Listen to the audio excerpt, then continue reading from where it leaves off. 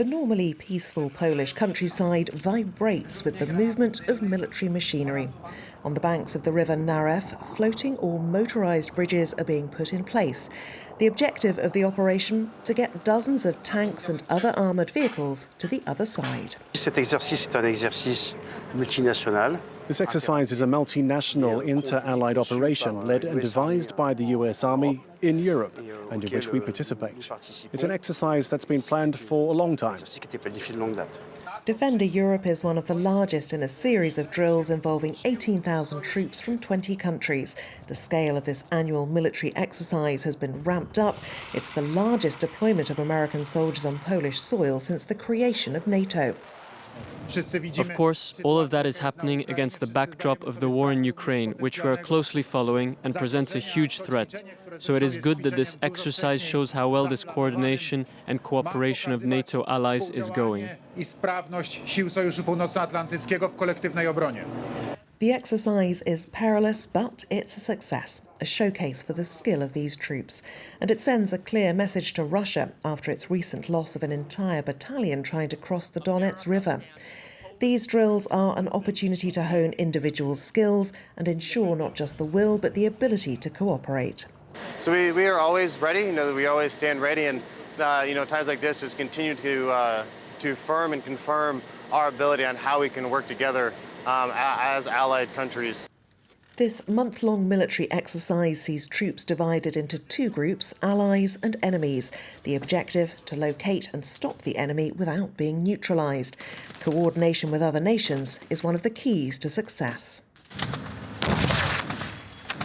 Defender Europe is also an opportunity for troops to test out state-of-the-art military equipment in conditions that are as close as possible to genuine warfare.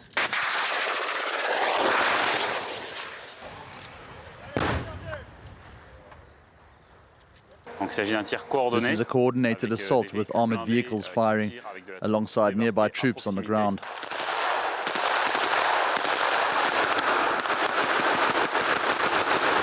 Today we're fighting against an enemy force that's the same size as us. They have significant resources, including anti-tank weapons and armored vehicles. But unlike us, they know the terrain, which gives them the advantage over us in this mission. The choice of northeast Poland is highly significant for the NATO allies.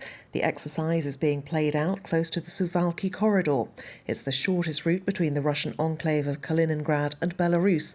Kaliningrad, which sits between the NATO and EU countries of Poland and Lithuania, is also host to thousands of Russian forces and weapons. The inhabitants of the town of Sejno, a few kilometres from the border, take the possibility of a threat very seriously. It's a subject that hits close to home at this shooting club. You need to be ready. Even the Romans said if you want peace, prepare for war. The members of our society are shooting for sport. They are gun collectors, hunters. They use their skills in their respective fields. If you can do something well, you can do it well outside of a sporting context. Here, there are many who believe the corridor will be Moscow's next target. The danger is here all the time. Rockets are landing closer and closer to the Polish border. I hope the war instigated by Russia will end, but I think we haven't seen the last of it.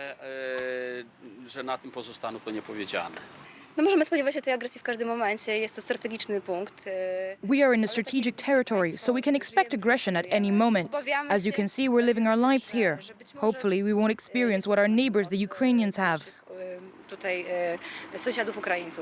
It's an opinion shared by the mayor of Sejno. He was elected in 2014, just after Russia had annexed Crimea from Ukraine, an event never far from his mind. When you live in the Suwalki gap, it's impossible to feel safe. I need to reassure people, but also to explain to them that I might be gone when the crisis comes.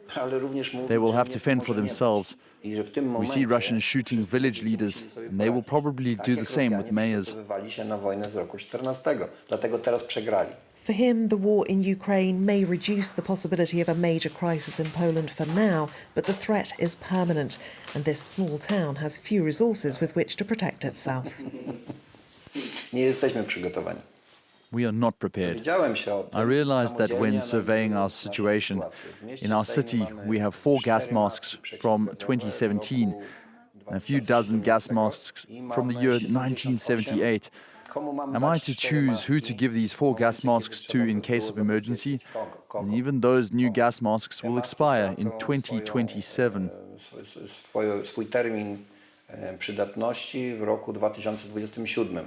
The mayor is calling on Europe to create a system for the purchase and equal distribution of essential equipment. Without it, he fears only the richest areas would be able to buy the means to protect themselves. If this important corridor of land were ever targeted, it would be an attack on NATO territory, a move that would have consequences well beyond these borders.